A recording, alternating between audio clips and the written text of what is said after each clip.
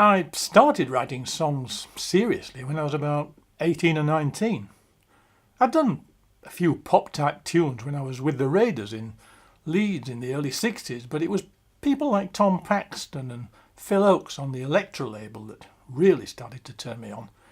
And most importantly around that time, I discovered Leadbelly and the 12-string guitar.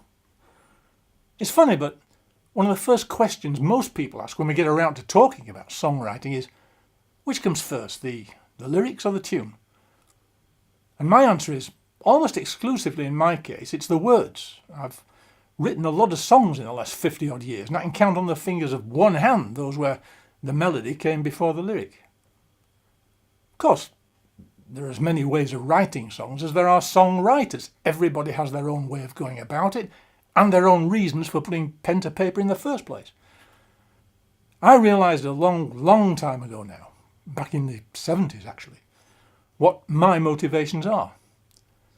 It's a curious fact that for 23 years between 1972 and 1995, not a single track of mine was released anywhere in the world, and apart from a very short period around 78, 79 I think it was, I did no public performances at all.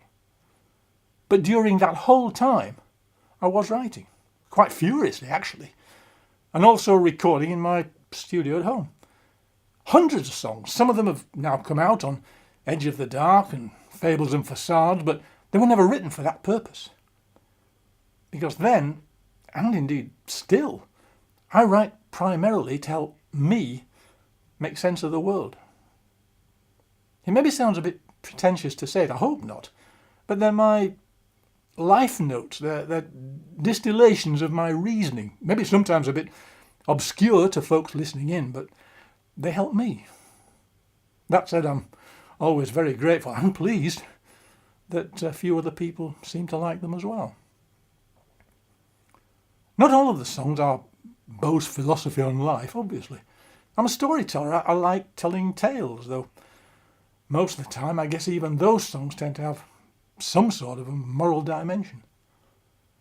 And the muse hasn't diminished with age. It certainly hasn't left the building. It's only a few months back I went through my most intense writing phase ever, even going back to my 20s. 18 songs in 14 days. I guess a few things were bugging me. Like I've said somewhere else sometime, if I write songs, I don't break windows. For me, songs really are about the words. You know, obviously I understand voices are used in recordings in many different ways and for many different purposes. There can be just one more instrument that contributes to the soundscape.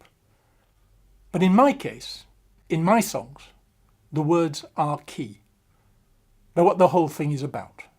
And that's why I mostly choose to record simply with just the 12th-string guitar and the voice up front in what Buzz magazine were pleased to call Beau's cut-glass English accent. You'll have to judge for yourself on that.